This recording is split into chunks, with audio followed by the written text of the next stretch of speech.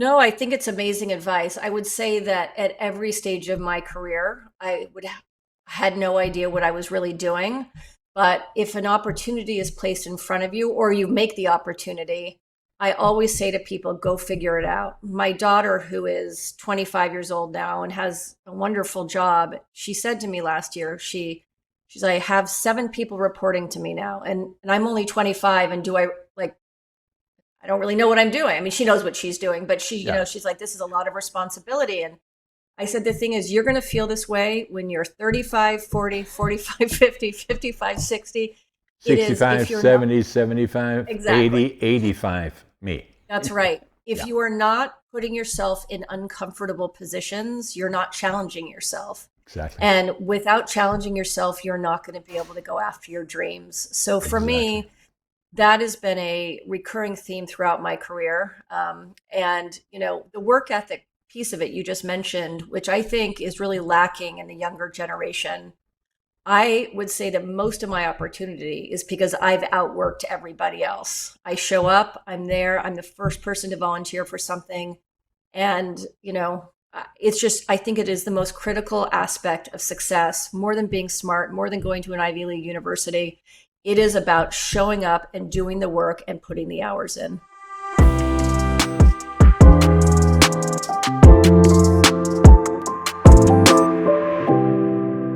Hello, I'm John Brink, and we are podcasting on the Brink from downtown Prince George, British Columbia, Canada. And for all those people watching us from around the world, you say, okay, we know where Canada is. And British Columbia on the west coast, right? Right. And then there's this big city called Vancouver. And John, where are you then in relationship to Vancouver? Well, we are 500 miles or 800 kilometers north of Vancouver, which puts us in the center of British Columbia, north-south, east to west, and big province.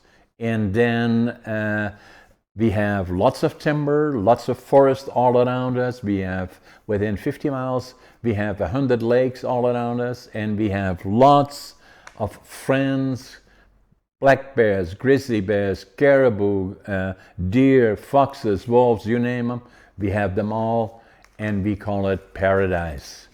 Today we have a very, very special guest. Her name is Jennifer Worthington, and Jennifer has an amazing background. She is the CEO of co-founder of the Place Social, a nation's fastest growing hospitality companies known for its playground, immersive entertainment destinations. She is an entrepreneur, an author, has been very involved in film, nightlife, and merging experience, shopping, some of the most iconic entertainment venues in the past 2 decades. At the age of 23, Jennifer became the senior vice president to Jerry Bruckheimer Films in Hollywood, where she played a pivotal role in developing a Hollywood blockbuster. Jennifer, I can just go on and on and on. You have an amazing, amazing background for somebody so young as you. And I'm just trying to be funny a little bit, is saying that. But Well, you no, I started. appreciate that. Well, you look great, and I'm 85 years old. I'm allowed to say that. So, No, I, I will take the compliment at my age. yeah, and I'm 85 years young. I say, yeah, So, and it's I find it amazing that you started so early and had such a critical role in a very, I believe, in competitive environment, Hollywood, and then especially in film and all these things around it. So tell us about that.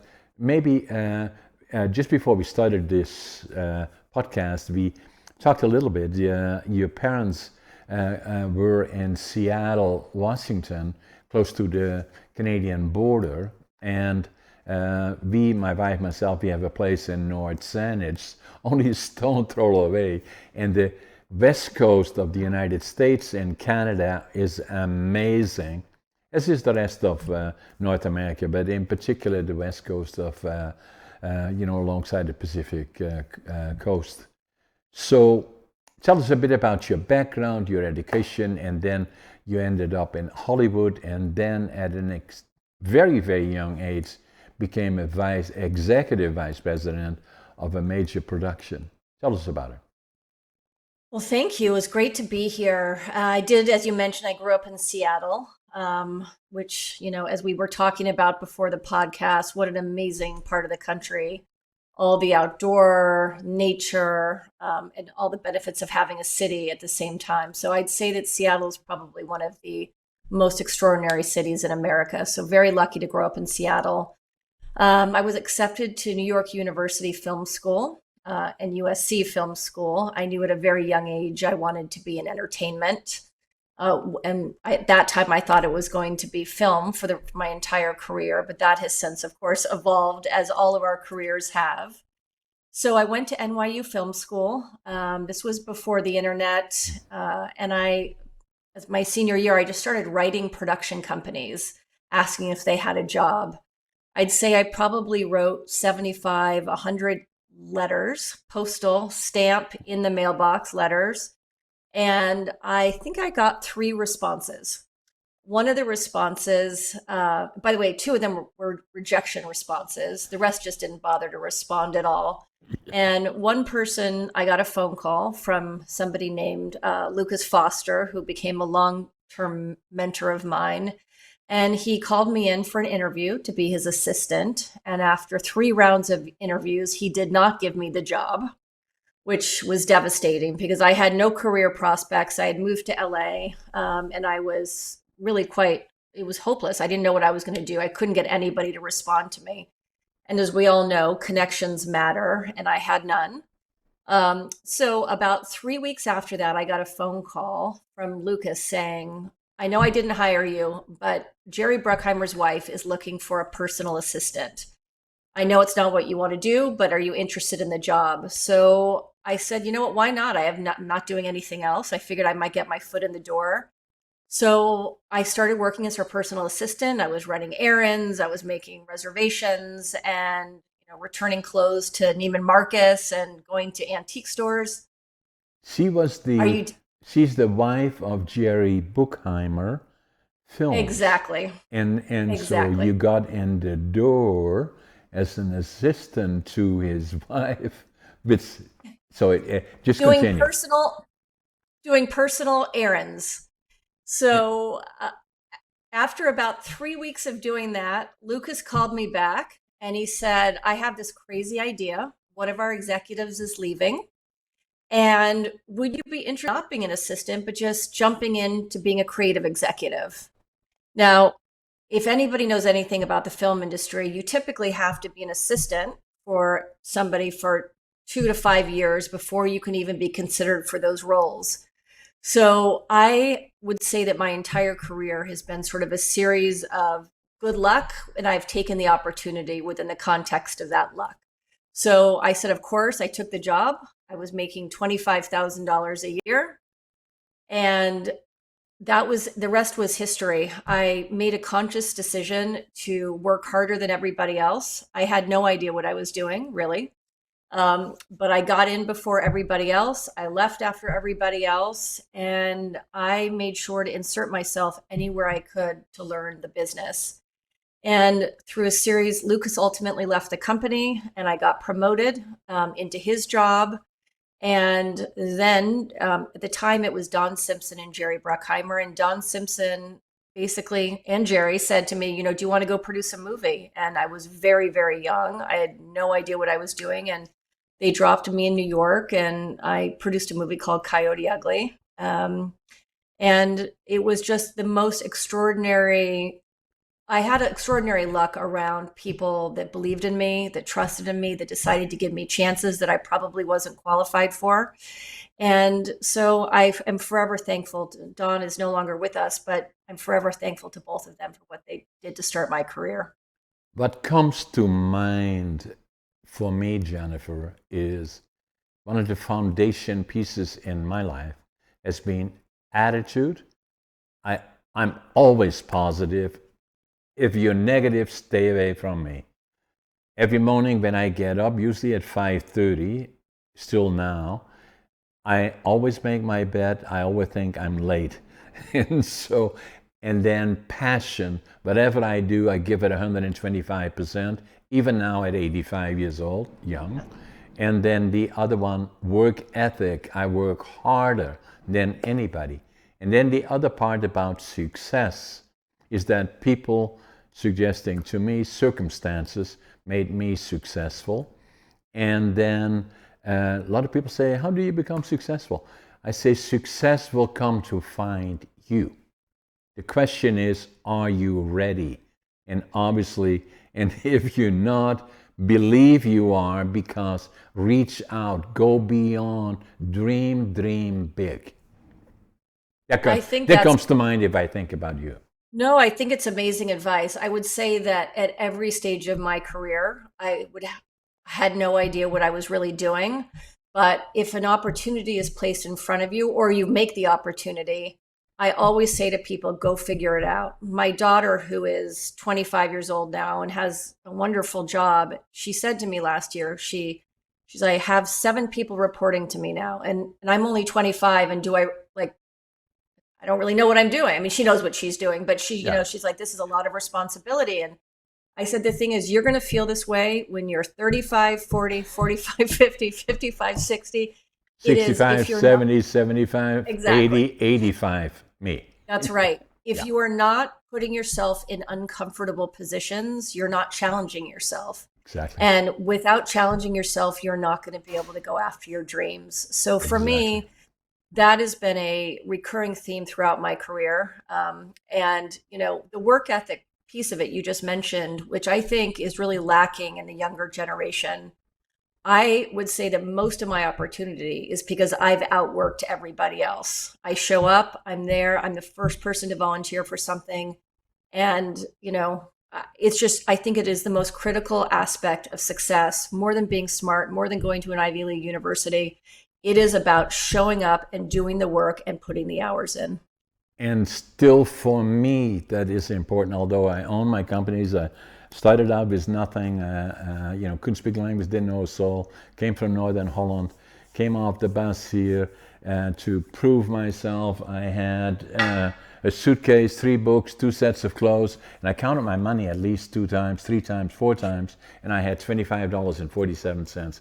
And I was going to build a Wow. lumber mill, but I couldn't speak language, didn't know a soul, didn't speak language, didn't know anybody. But I had attitude, passion, work ethic. What will follow is success, and then the other part that, as you did, I'm always work harder than anybody. I'm the first one there. Even now, still in my companies, I'm the first one there, the last one to leave, and that's simply what I do. And if anything, and I believe your message is such an important one. Even now, I see young people, unfortunately, not putting in the effort. Is saying, what does it take? How can I become as lucky as you are? I'm not lucky. Luck is the harder you work, the luckier you get. That's how it works. And that first and foremost, have your basics right, attitude, passion, work ethic, be the first one there, last one to leave, and say, what else can I do? And so success will come to find you. Be ready for it. That's the key. I could, it's so interesting. I have a lot of people that work for me, and I would say that there is nobody except for one person out of, I think, 250 people, employees that I have right now that has that same ethic. And, nobody ever comes and says, okay, this is my path, but I want to be bigger. I want to learn more. I want to be more successful. Can you help me? Can you teach me? Can you mentor me? Can I try something else so I can learn and be broader and better and bigger? And that's what I did my entire career. I'd pick up the phone and call someone. I'm like, tell me everything. I want to learn about you. How did you get here? And what's your path? So, look, I think maybe it's a generational thing. I'm not sure, but I do feel sad for that generation, because I think that the few people that have that are going to be the ones that stand out and have the success. Because, I don't care how smart you are, success doesn't just happen. No, and I agree. So I do a fair amount of presentations to young people in particular, and so on high schools, colleges, universities, and And then I always ask some of them, so what are you going to do after this? They say, I don't know. And I say, it's so important that you get a general idea as to what you want to do, because, and then I saw on one of the major television stations, I forget, CNN, ABC, or one of the other ones, that said in the United States, I believe Canada is the same, that 75% of the workers that work there don't like their job. And 70% of the workers that are working there don't liking their job are looking for another job. And so what I'm saying to the students that I ask what you're going to do after this is say that start thinking about it at any age. What direction do you like? And if you want to be a truck driver, talk to truck drivers. They love to talk to you. If you say, I've been thinking about truck driving, either driving or maybe owning, should it be short haul, long haul, blah, blah, blah. Or I want to be a contractor doing plumbing or whatever, and talk to somebody that does it. Say, what is involved? What should I look at? How do I get into that business, or get a job if you wish, whatever. Or you want to be a doc, or you want to be a lawyer, or you want to, for that matter, be an entrepreneur. Talk to entrepreneurs. Say, what happened to you? How did you get into that? What do you do? And so what I'm saying is the earlier in life you can find your passion and start exploring and become good at it. And then I wrote a book about that. Finding your passion, living the dream. And I love it. And then I left school earlier. I was not academically a success story. I failed grade 3 and I failed grade 7 3 times. And then they said, what are we going to do with this guy? To my parents. My parents were beautiful. This was in northeastern Holland.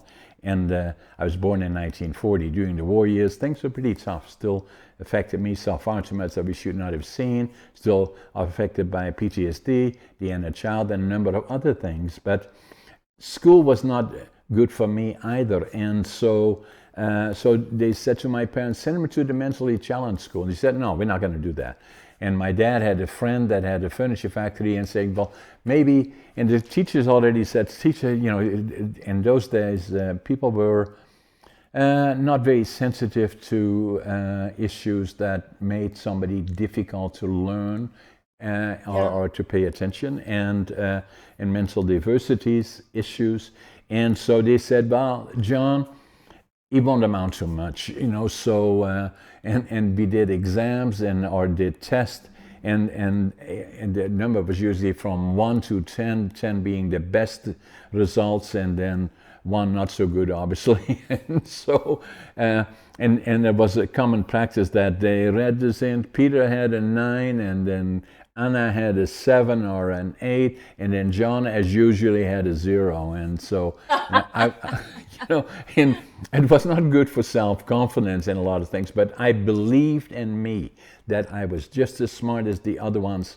And so, and so we were liberated by the Canadian Army, in 1945, that the Allied forces that landed in June of 1944, the United States, Canada and the UK, and liberated Western Europe. And then the Canadians went north through France, Belgium, and then Holland, and then pushed out the Germans in through the eastern part of Holland where I lived.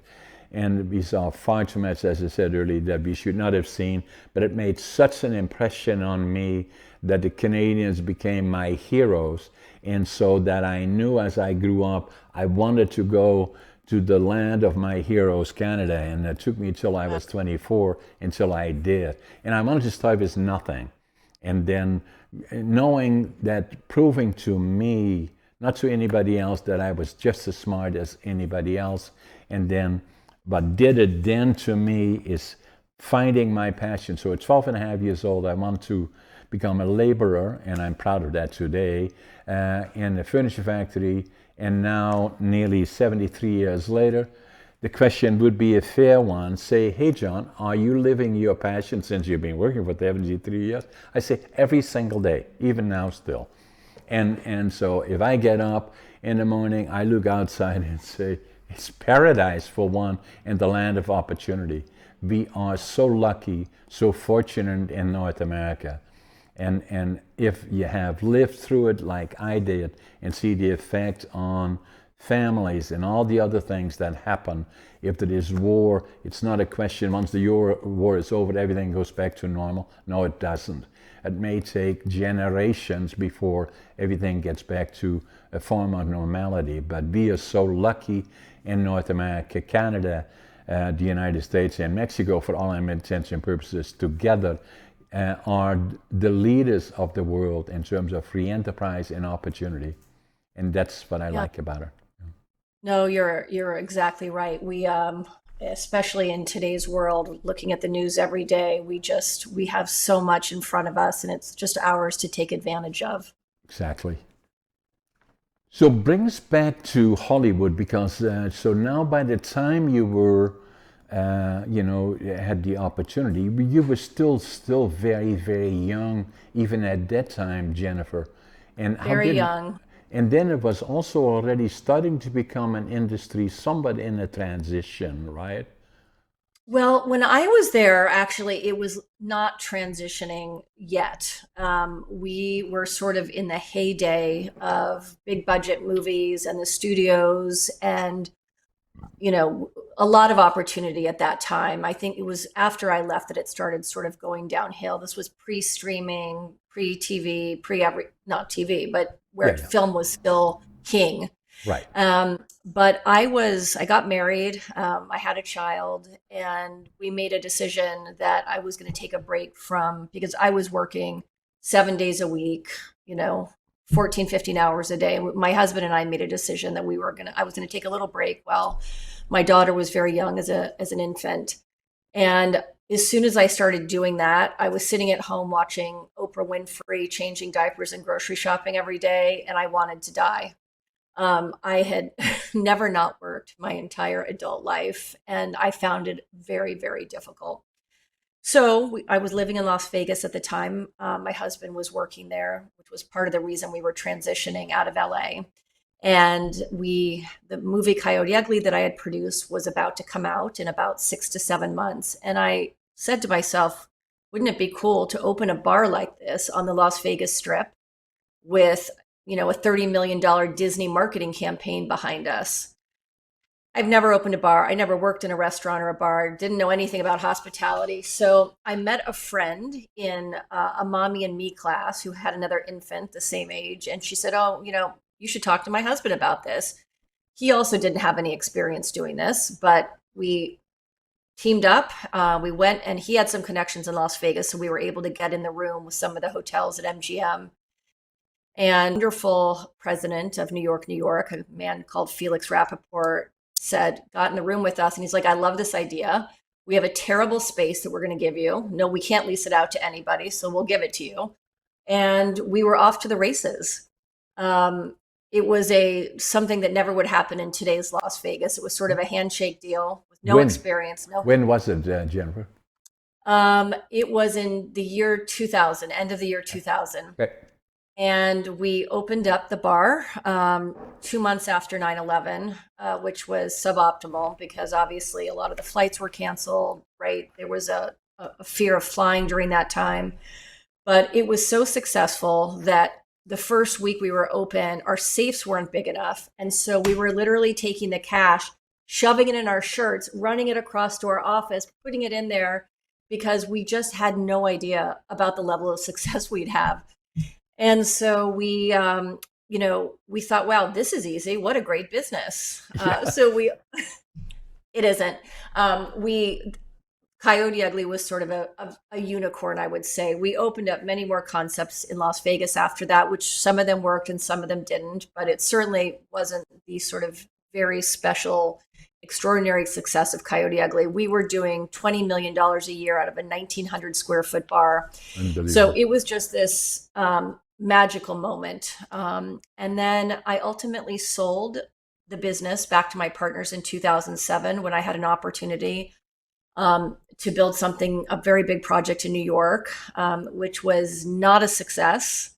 I always say to people, from the outside, my career looks amazing and, polished and magical and whatever, but I've had some extraordinary failures alongside my success, which, by the way, is yes.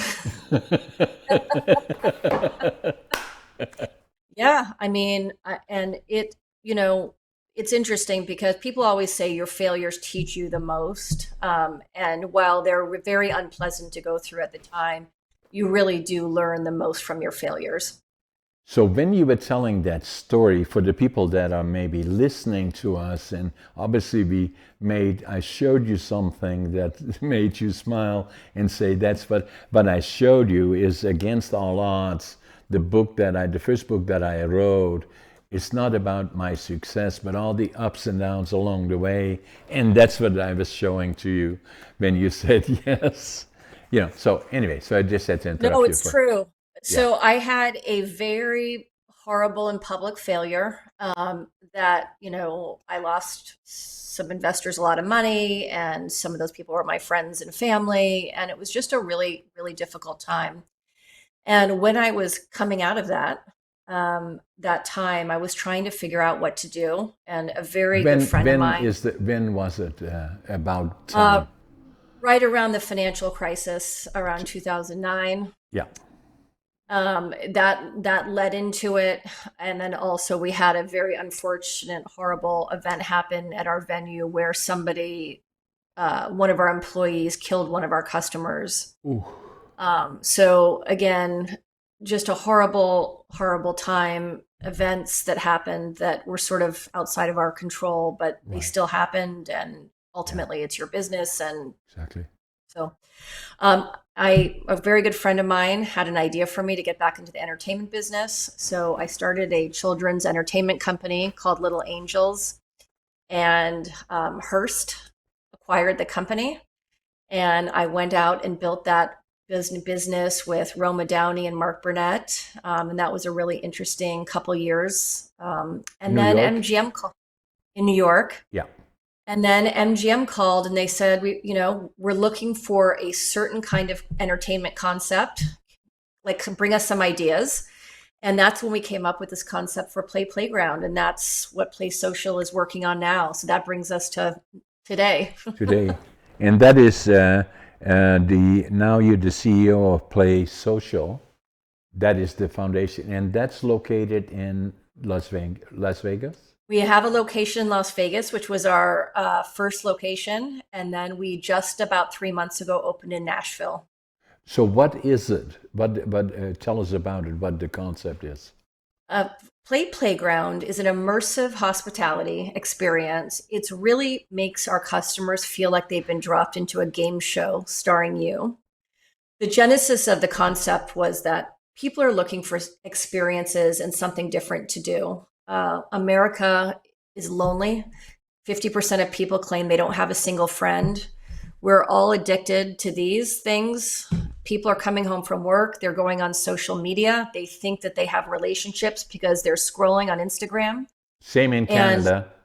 Not is it the only, same in Canada? oh, Yep. it's no question. And same in a lot of places in Europe, in my opinion. Anyway. 75% of young men say that they've never asked a woman out on a date. So if you think about that generationally, how there's just no social connectivity anymore. It's real in real life, right? We have it online.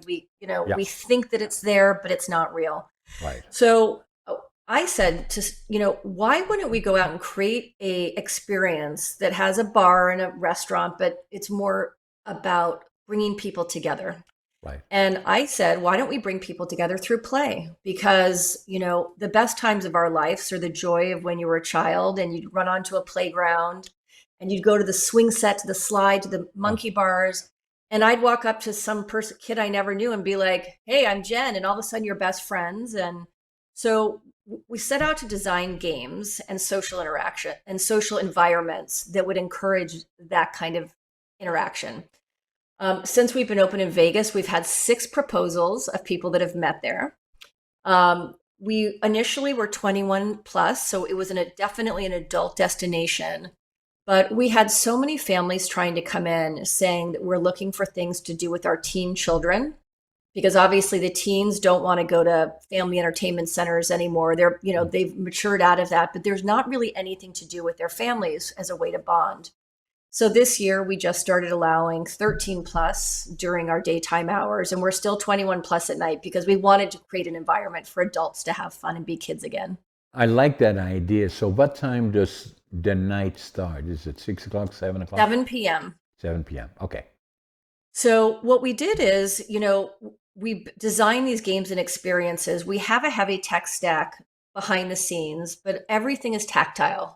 Again, we want you to touch and feel the pieces, like when you were a kid, you're sitting around on the floor, playing with blocks, playing board games. So everything is larger than life and monumental in scale. But we really wanted you to go back, pretend there's no video games, there's no AR, VR, or video games. These are large scale tactile experiences. And I always say that we measure our success in laughter and high fives. We, at our Vegas location, people enter on a slide, a huge slide. So you're screaming coming down, which kind of like gets you in the mood. And then for the entire time you're there, you're pretty much laughing at people, with people, celebrating, friendly competition.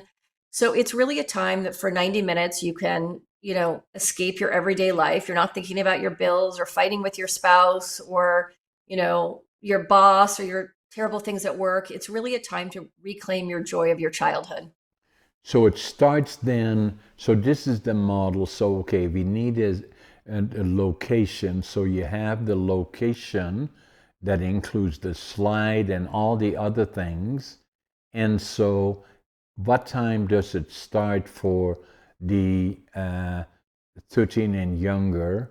In All 9 ages. o'clock or so? Or So all ages are at 12 o'clock, but it's 13 and older, not 13 and younger, because Right, our right. games are very big. The younger kids Right. wouldn't, although No, we I are understand that. we are thinking about building a junior version of Play because we have so many younger families now that, that want to come in. So You go to the next step down. Yeah. exactly. So, but Yeah. that will be a whole different venue because I do think that an adult experience, being able to do these kind of things with adults, is a very special and unique environment.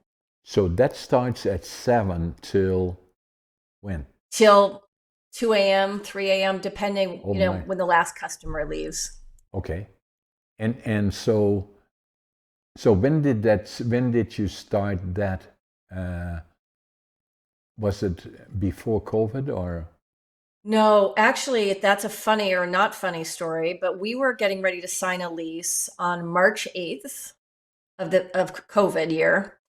And we got a phone call. We were flying into Vegas and we got a phone call from MGM saying, I think we need to push this for 2 weeks because we're hearing that we may have, a couple week long medical problem in the United States. Nobody was even really talking about it at that time. And No. we problem, we'll see you early April, we'll be there. And obviously, as we know, the world shut down. So Yeah. when we started coming out of COVID and Vegas was reopening, they called us and they said, let's re-engage the discussion. So we opened March of last year. We saw over 200,000 customers last year. So the concept obviously really resonated. And then we opened Nashville March of this year. So we're about 4 months into Nashville. We're doing very well there. We're doing a lot of corporate events in team building. A lot of companies are coming in and buying us out, particularly the tech companies, oddly enough. And I think it's because it's sort of an anti-tech play that people can put their, technology down and actually interact again with each other. Amazing, and amazing potential because it's all based on that we're not interacting anymore socially. It's all becoming Facebook and all of the other ones, all through our devices. So it's a whole new approach that has huge potential. So if you look at, which will happen next, likely, Las Vegas, very successful, Nashville, very successful, then it becomes a question of looking at other location. You got the model down as to what works and still making adjustments, maybe one step further down, but that's an expansion of the model. So what do you look for and other potential locations for one? And what does it require in terms of, does it have to be downtown, or does it have to be a certain size? All of that. That's a great question. So our two locations right now are around 14,000 square feet. Okay. The wonderful thing about our concept is we can scale it down or up. We put less games in or more games in. So we have the ability Right. to really be flexible from a real estate perspective. Right. We like to have a location that has tourists, but also has a robust convention business, because again, we get so much business, convention business coming in. So, the nice thing is about our concept is that from a locals perspective, if we're in a market that has less tourists and more locals, we have the ability to design games that we can have leagues and get people coming back week after week and driving that business. Yeah. So we're a very flexible concept. I would say that, a downtown location, depending on which city we're in, obviously is helpful, but not necessary. We're really looking now as we look to expansion and going into second generation spaces. So we're coming in. We spent a lot of money on design of our universe, of our playground space, because a lot of these competitive entertainment concepts have whatever their hook is, but they're not in a beautifully designed space. We wanted the second somebody stepped into our space to feel like they've gone down Alice's rabbit hole. Yeah. Like it's a magical place that every place you look is sort of beautiful, and there's a sense of discovery around that. So going into a second generation space where we're doing a little bit less construction and we're spending a little more on design and bringing our games in is something that's sort of what we're looking for now. We have our next 5 cities. We're going to be opportunistic about what the real estate is. We're less concerned about which of the 5 cities and more about the space and the location.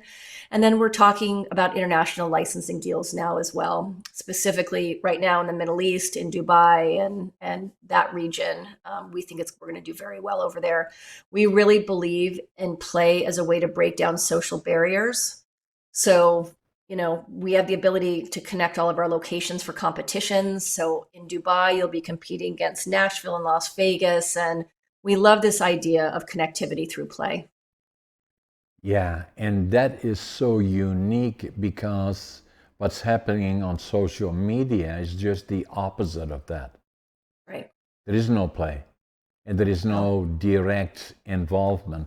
So it's a niche that, in my mind, I've never heard of it before, but it's a niche that found that opening, and you guys developed it. MGM was quite involved in this as well then. They came up and they said to you, hey, Jennifer, we like your mind, how it works. Give us an idea as to how will you go forward? That's right.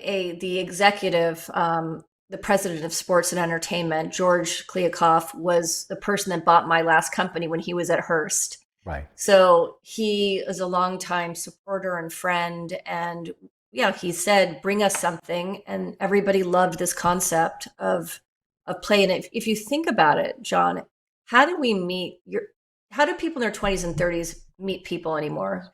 There's the dating sites, which are all, catfishing and nonsense. And, exactly. Going up to somebody at a bar is sort of awkward now, right? How do you, hey, I'm Jen. Yeah. So we've created an environment where we're playing a game together because we're putting you together with other people. And, you really see somebody's real personality.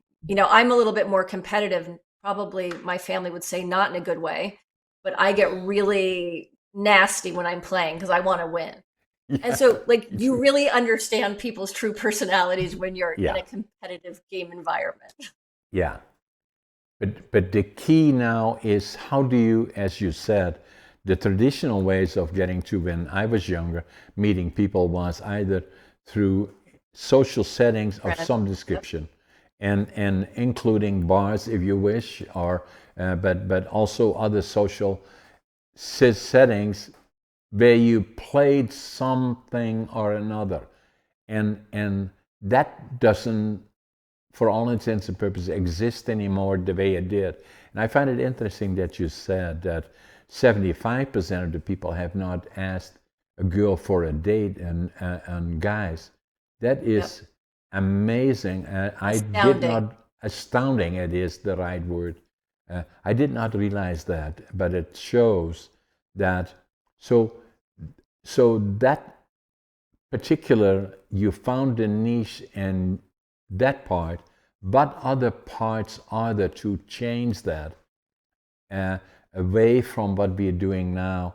In a way, correct me if I'm wrong, and you have a very active mind in terms of looking forward. I do it too in the businesses that I do and other things that I do. I like to look forward. Where will things be 5, 10, 15, 20 years from now?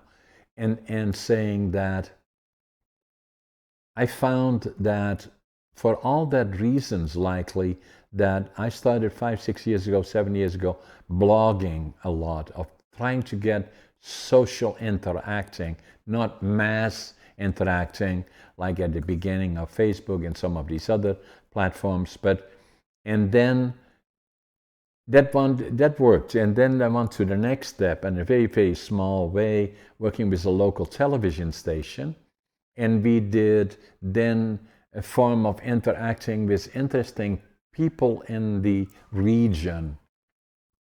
And then we thought, okay, we have lots of interesting people here. I had another apartment in Vancouver. Maybe I should set up another studio in some format or further for interacting. And then the more we looked at what's happening around the world, in particular then, obviously, in television, if I watch some of the stations, CNN, ABC, and Canadian broadcasting, 1, 2, 3 different people from all over the world interacting together, and it's saying, well, maybe that's the direction to go. And then we found a vehicle called Podmatch, which brings people together, very innovative, and that was about 3 years ago or so, and where we are now podmatching and then interacting on podcasting around the world, like you and me have really not met before, and so having these amazing, interesting discussions about opportunity and success and all the things relating to it, and be sharing this with people around the world. And I believe that podcasting, for all intents and purposes, is the new media that I believe is still at the very beginning, and so where we can still interact, and we know that, and I'm not bragging about this, but I've been very active in it, and so you and my podcast where I'm hosting is, I've had 450 podcasts and about 200 where I'm guesting. And so, and at the same time, YouTube, very, very active, nearly 1 million subscribers on YouTube. It's amazing. And people from all over the world. Today we speak to you and interact with you from New York and telling your story. Tomorrow we may have somebody in Australia, or the next day somebody from Athens, Greece. It's the new media, and less so the traditional television stations. That is, so 50% of it is commercials, and they sometimes tend to be politically in one direction or the other, and they losing subscribers and members. And then the same as the local newspapers, but where we, like you and me, are sitting here having a casual conversation, and everybody does it somewhat different, but our conversation that we have today, we will release within 2 hours after we finish our conversation. I do not edit it. It is what it is. And the one time, it was in the early stages, that in this studio here, I introduced my guest, and all of a sudden the building started. We had an earthquake, not a magnitude. Yeah, and I said, oh my, I didn't swear it, obviously, but, and so then we decided, should we take that out? I said, no, we leave it all in, because we want to have conversations that my podcast, we release them as in 2 hours, and they will be exactly the way they were. And that's what I want to do with them. And then it Oh, can it's be amazing. on all kinds of different topics, you know.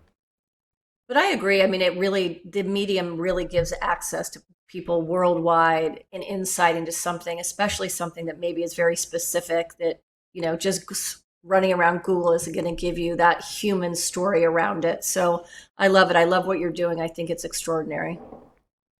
So where will it go, Jennifer? And you have an amazing mind with all the experiences that you have in taking it forward. I'm kind of thinking that, we've been very, very, obviously very, very busy in the things that I do. The other thing that I do, yes, I did build a mill and a lumber mill, and have, I'm not bragging about that. 10 other companies, and then the other part that I do, I'm an author. You're an author. We want to talk about that as well. But I'm working on I just wrote my fifth book, and it's this one here.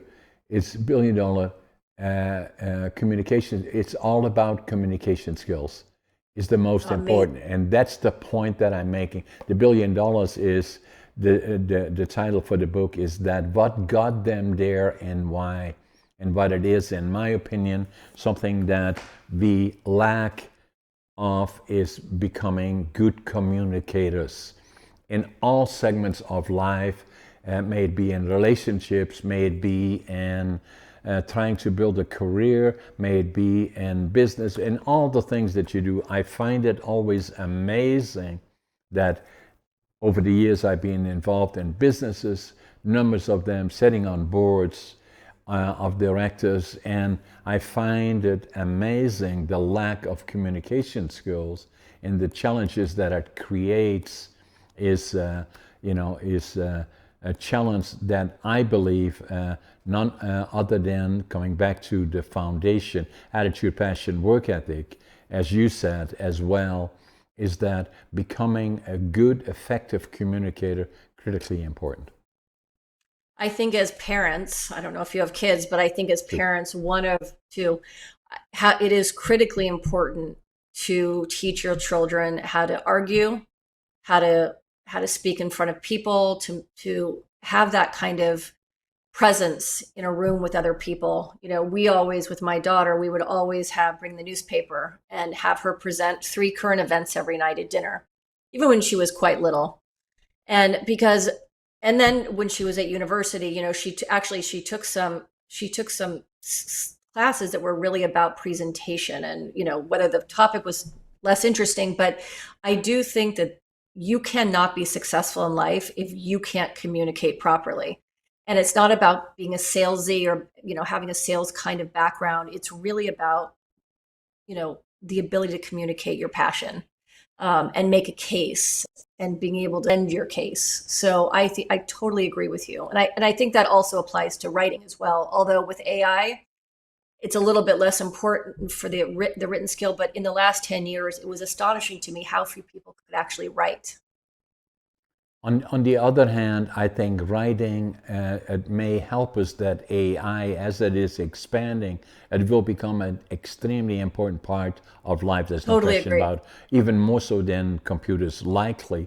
But it does not mean that the skill sets that you have and that brought you to where you are today are unique, cannot be duplicated by AI.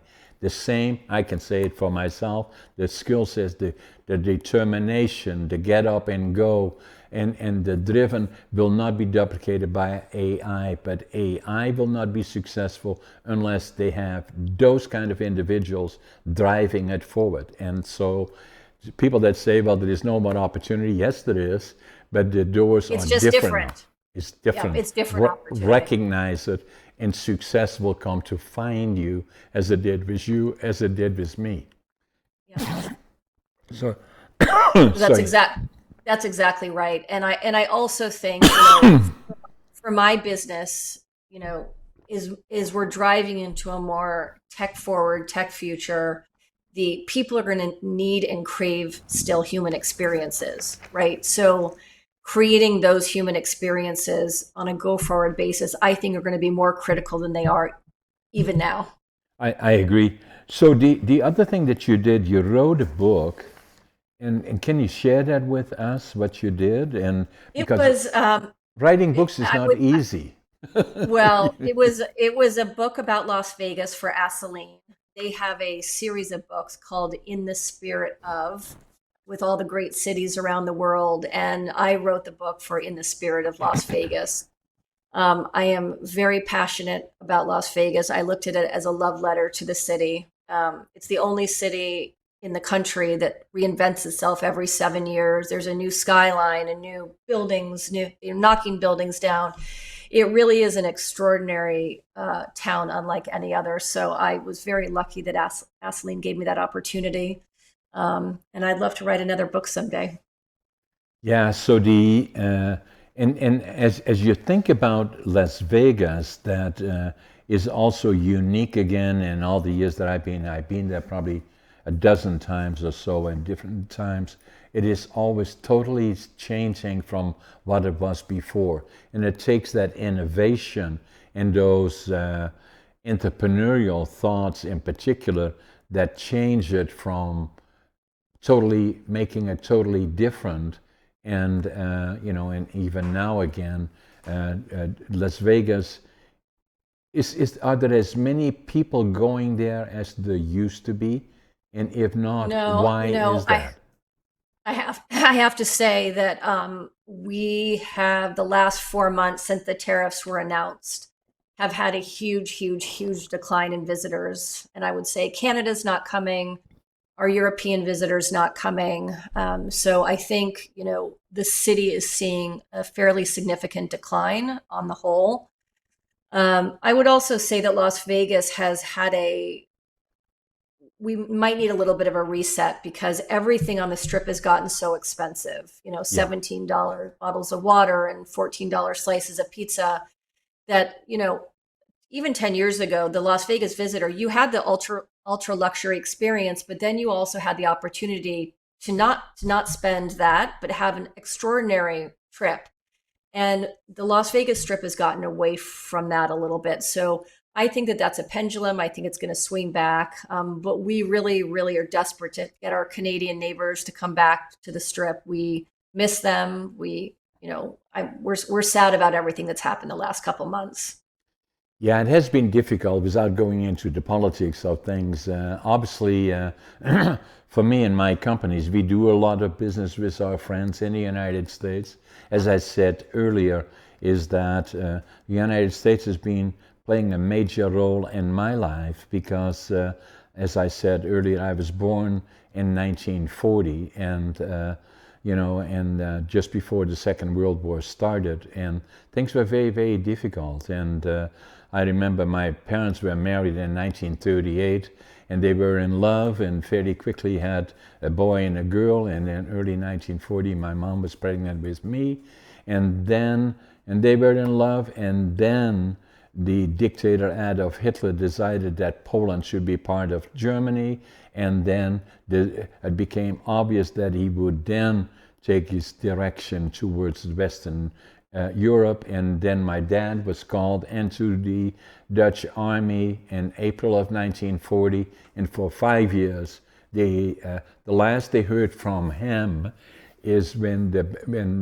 Hitler didn't feel that Holland capitulated quick enough, bombed the center of Rotterdam, that killed thousands. And the last time they saw my dad was just before that. Oh, I'm so sorry. I mean, I But can feel the pain in your voice after all these years. isn't it amazing? So Yeah. and so then so then things were difficult, and so far too much. And then 1944 in particular, there was no food because Hitler had decided to cut off the food. And so as kids, my brother, my sister, myself, every morning we would go with gunny sacks into the railroad yard, pick up anything edible and burnable.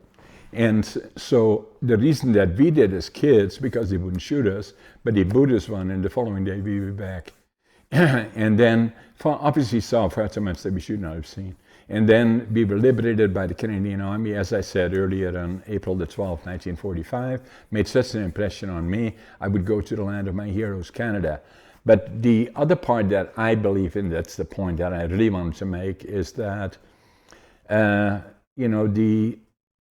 Europe was liberated by the Allied forces, the United States, Canada, UK, in particular, that landed in Normandy in June of 1944, and at great cost liberated most of Europe. The Canadians went north to Holland, and on April the 12th, as I said, 1945, they liberated us.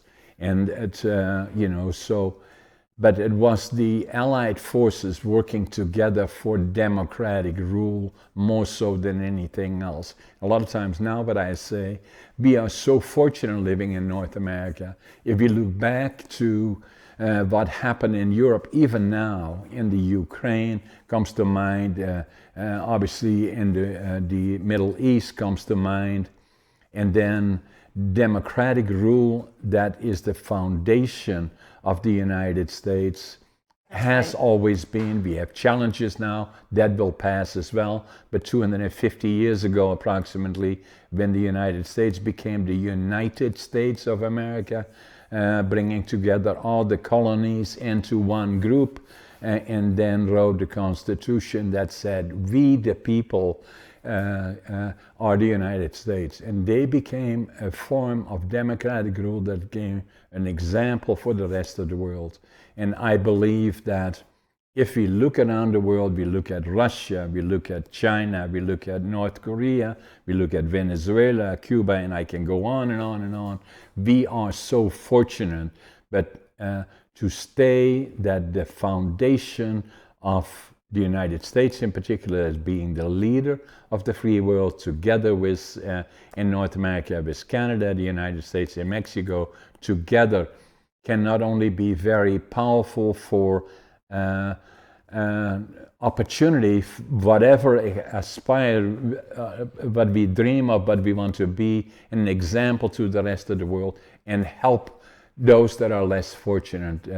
And hopefully we will not get caught into politics that, hopefully everything will get back to where it should be in due course. But in the meantime, for us in Canada, we are very, very close to the population of the United States for obvious reasons. We are virtually one. And we still, right. Most people in Canada still feel that way. They may not agree with the leadership at this point, but they still believe that we are one in North America. And that's the important part. It sure is. Thank you for that. So Jennifer, it was an amazing podcast, and I want to stay in touch with you. I'm going to send you copies of my books, all 5 of them, and I'm going to sign them for you, and starting with Against All Odds. I love it. Thank you so much. It was wonderful, wonderful chatting with you today. Let's stay in touch. We'll release this podcast in the next 2 hours, as we do with all our podcasts. And for all the people that like to see what we are doing, both Jennifer and myself, subscribe to our podcast, like it, share it with others, send us comments, and then Jennifer, I like the concept that you have. That is the what you have. What is it called again? The playground. And I like the model. It addresses the issues that we are missing today. It's expanding. It is in obviously in Nashville as well as Las Vegas, and it will expand broadly, wider than that, because I think it's an amazing podcast or an amazing opportunity. Thank you, John. It was wonderful to meet you. Thanks, Jennifer. Take care. Bye-bye. Bye-bye.